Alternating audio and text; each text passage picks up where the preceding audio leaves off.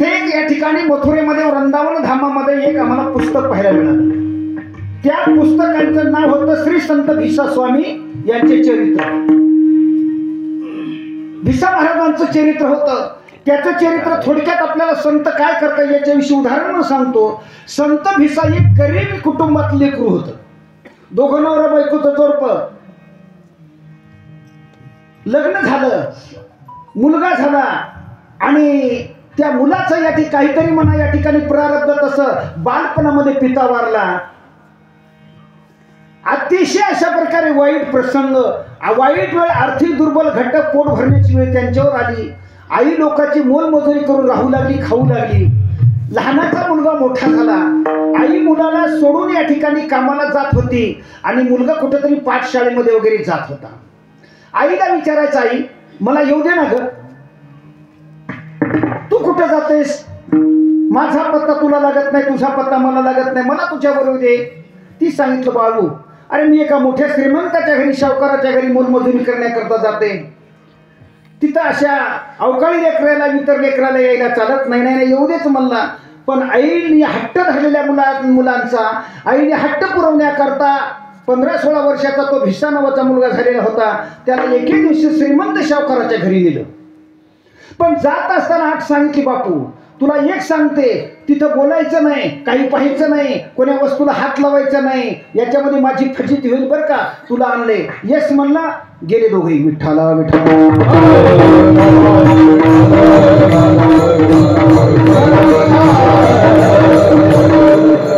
श्रीमंत सावकाराचं घर महाराज. सावकाराचं घरदार सोन्यानं नाण्यानं म्हणलेलं पाहिलं. सुंदर मुलगी होती. मुलीकडे पाहिलं आणि आईला म्हणलं, आई मी लग्न करील तर हिच्याशीच करील. आई म्हणजे तुला बोलू नको म्हणलं ना. अहो लग्न करत असताना माणसाला पाहुणे बरोबरीचे लागतात.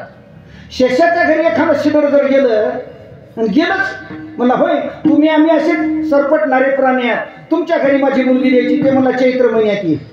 चैत्र महिन्यात हे चालेल का महाराज? तशा प्रकारे ती बाई म्हणते, बाळा अरे आपण या ठिकाणी मोलमजूर पोटाच्या पाठीमागं आणि हे श्रीमंत माणसं या ठिकाणी आमदार खासदार लेवलची माणसं, यांचं कसं काय चालतं? ती मुलगी मध्ये काय म्हणतो का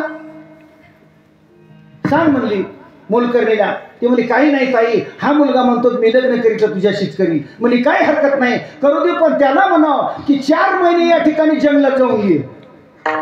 त्या पोरीला माहित होतं जंगलात गेल्यानंतर वापस येणार नाही. तिथं वाघ आहेत, सिंह आहेत, अनेक प्रकारचे हिंसक प्राणी आहेत, ते वापस येणार नाहीत. त्या वळला खरोखरच काय म्हणते बघ. ती म्हणली की 4 महिने जंगलात जाऊन ये. जातो म्हणला. आता उठलं महाराज. त्या मुलीच्या पर्व काळाकरता तो मुलगा जंगलात गेला. पण जंगलात जाणं सोपं आहे, पण राहणं सोपं नाही महाराज. आज कुंभमेळ्याच्या ठिकाणी पाहतोय प्रयागराजवर किती महंत, हिमालयातले महंत या ठिकाणी आलेत. अशा या ठिकाणी जंगलात गेलं. साधूचा आश्रम. बराच एका अंधारामध्ये जात असताना रात्र झाली. काही सापडे ना. साधूच्या आश्रमात कुठेतरी दिवा दिसला.